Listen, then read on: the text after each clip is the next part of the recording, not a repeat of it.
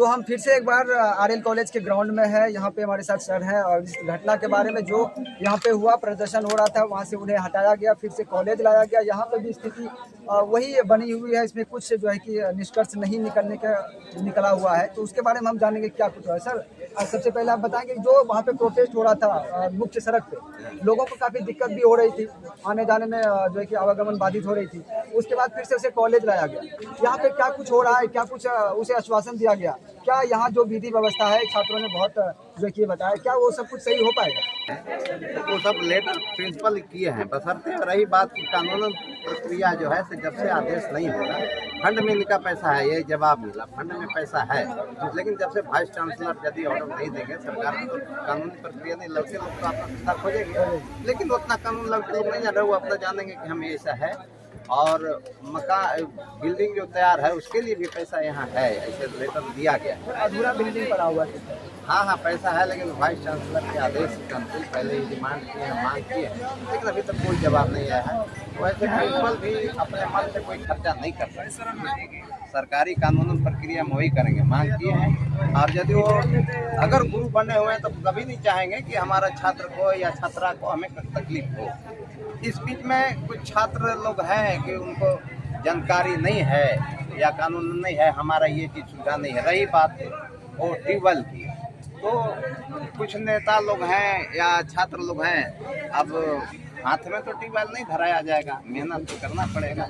अब एगो से ऐसा बात नहीं है कि एकदम प्यासे लगल है, लगातार जब लगातार पानी पियोगे तो फिर पढ़ाई क्या करोगे, परीक्षा क्या? लोगों का यहाँ पे स्टूडेंट का हमने बात करने का प्रयास किया तो उनके द्वारा ये बताया गया कि हम लोग 50 किलोमीटर 70 किलोमीटर से आते हैं, उसके बाद जब यहाँ पे प्यास लगती है तो हमें बाहर से खरीद के पीना पड़ता है। छात्र हैं, जाहिर सी बात है, वो कमाते नहीं हैं, एक तो गार्जियन के इस पे चलते हैं, बावजूद इसके उसके जेब से पैसे खर्च होते हैं, ये सभी भार वो नहीं उठा पा रहे हैं। और दूसरी बात की ये आरोप लगाया गया कि यहाँ पे जो है कि एक्स्ट्रा कहने तो पैसा लिया जाता है किसी भी चीज़ में, तो इसको लेकर के आप क्या कहेंगे? किस चीज़ में पैसा लिया जाता है? वो चाहे नामांकन में हो या रजिस्ट्रेशन में हो, किसी भी चीज़ में उसे ज़्यादा पैसा लिया जाता है। नामांकन में सरकार के तरफ से जो नियमानुकूल पैसा लगता है वो तो लगेगा, ये अपना नहीं, वो नियम जो नियम है सरकार के द्वारा निर्धारित किया गया उससे कहीं ज़्यादा लिया जा रहा है, इसकी वजह से। ज़्यादा नहीं लिया जाता होगा, अगर लिया जाता तो उसके लिए कर सकते हैं, एप्लीकेशन दे सकते हैं, सभी जगह कर सकते हैं, उसके लिए है। लेकिन सरकारी जो नियम है, फार्म भराई वो करेंगे। और रही बात की पैसे पानी पीने की, कि पैसा खर्चा होता है, कमाते है तो हम तो कमाते हैं, लेकिन हम पैसा खरीद करके नहीं पानी पी पाते हैं, ट्यूबवेल से लेते हैं जी। अगर उनको है तब तो खरीद के पीते हैं। ये एक मुहावरा बनाने का, ये हम बात को माने सपोर्ट में नहीं रहेंगे कि पानी खरीद के पीते हैं। दूर से आते होंगे, कॉलेज की कमी है, दूर से आते होंगे, लेकिन यहाँ ट्यूबवेल है, हम भी ट्यूबवेल से पीते हैं। या किसी किसी को शौक है कि घर में नल जल रहेगा, लेकिन वो खरीद करके पानी पीते हैं। लेकिन जिस व्यक्ति को, जिस बच्चे को शौक है तो उसको पीने से रोक नहीं सकते, कारण कि देश आज़ाद है, वो भी आज़ाद है। बावजूद इसके कि डेवलपमेंट चार्ज लिया जाता है स्टूडेंट से, उसके बावजूद ये सभी व्यवस्था नहीं है, फिर भी डेवलपमेंट चार्ज लिया जाता है। और दूसरी बात, यहाँ पे ना तो लैब की व्यवस्था है, ना स्टूडेंट के बैठने की व्यवस्था है, और कोई भी पहली बात तो एग्जाम देने की जगह नहीं है यहाँ पे। आप तो देख ही रहे हैं, कॉलेज टीचर की क्लास में जाके नहीं ना एग्जाम देंगे क्या? जी जी, वहाँ जाके एग्जाम देते हैं, उस जगह पे। उधर जगह हम सर से बात कर लेते हैं। पूछिए ना सर से, एग्जाम कहाँ पे देगा जी? तो आप बात किए सर को, तो सर इसके बारे में आप क्या कहेंगे? बोला जी। और पैसा डेवलपमेंट के लिए अगर लिया जाता है तो पैसे के लिए तो कबूल कहें कि हमारे फंड में पैसा है जी, लेकिन ये वाइस चांसलर द्वारा जब तक आदेश नहीं आएगा ये खर्च नहीं करते। नहीं, कहीं ना कहीं ये व्यवस्था होनी चाहिए सर, जहाँ स्टूडेंट बैठ के पढ़ाई कर सके, परीक्षा दे सके।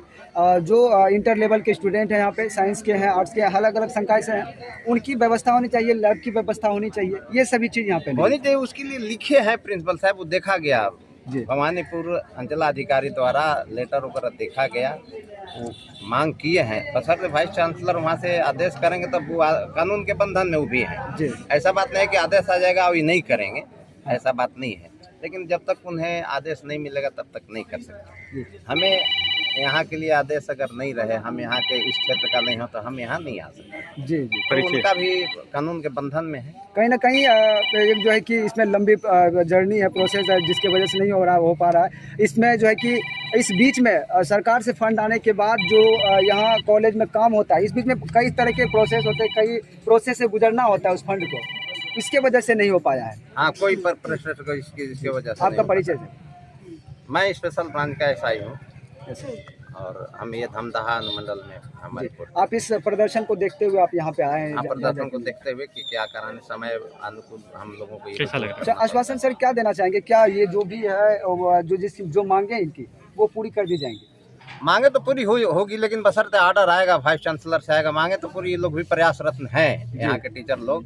कुछ टीचर लोग हमारे जानकार के भी हैं, हमारे बगल में भी रहते हैं, लेकिन बिना आदेश के नहीं कर सकते। अपना पॉकेट का ऐसे नाश्ता पानी नहीं ना कराना है कि बच्चे लोग को 2 बोतल हम पिला दें, लेकिन सुविधाजनक वो नहीं कर सकते। बहुत बहुत धन्यवाद सर। सुविधा है, सुविधा के लिए वो लोग प्रयासरत हैं, प्रयासरत हैं, कर रहे हैं। ऐसा बातचीत